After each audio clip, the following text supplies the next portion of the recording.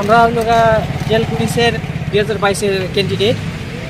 আমাদের 2022-এর মধ্যে আমাদের অলরেডি ফিজিক্যাল কমপ্লিট হয়েছে, কিন্তু কখনো আমাদের ফিজিক্যালের যে ক্যান্ডিডেট কোয়ালিফাই করেছে ওইটার লিস্টটাও কখনো প্রদান করা হয়নি আমাদেরকে। এবং 4 বছর চলে যাচ্ছে, তো আমাদের রিক্রুটমেন্টের প্রসেসটা কখনো পুরোপুরি কমপ্লিট হয়নি। একটা যদি এমন চাকরির প্রসেসটা এত হয়, তাহলে আমরা কীভাবে থাকবো বলেন? নাহলে সরকার আমাদেরকে বীজ দিয়ে দাও, নয়তো এত 4 বছর ধরে তো একটা রিক্রুটমেন্ট নিতে তো এত সময় লাগে না।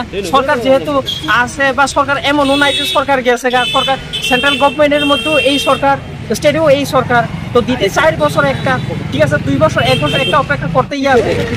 কিন্তু আমাদের রাজ্যের মধ্যেই দেখা যায় যে 4 বছর ধরে 5 বছর ধরে এমন, এইটা তো আমাদের সাথে খেলা হচ্ছে মনে হয় আমার। এটা আমার পার্সোনাল ওপিনিয়ন। কিন্তু সবার সাথে 10,000-এর বেশি আমাদের লোক টিকে রয়েছে, কিন্তু এখন ফিজিক্যালের যে কোয়ালিফাই করেছে ওইটা লিস্টেও বের হয়নি। তো সরকারটাও একটু দৃষ্টি আকর্ষণ করুক আমাদের দিকে, যেমন আমাদের সান্ত্বনা চাকমা মহোদয় আমাদের দিকে দৃষ্টি আকর্ষণ করে আমাদের রিক্রুটমেন্ট প্রসেসটা যেমন তাড়াতাড়ি আগানো হোক।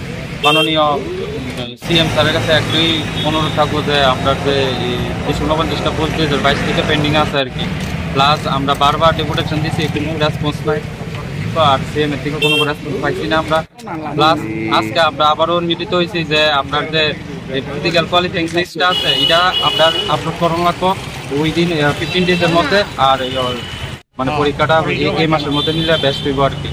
তো আমরা 2-2.5 বছর 3 বছর ধরে আমরা ওয়েট করতেছি যে আজকে হইব কালকে হইব, করতে করতে আজকে 4-5 বছর হয়ে যেতেছে গাড়ি দেওয়া না। আর ত্রিপুরার ভিতরে সব রিক্রুটমেন্ট প্রসেস এমনভাবে চলতেছে, এমনভাবে চললে কিন্তু আর কেমন হইব?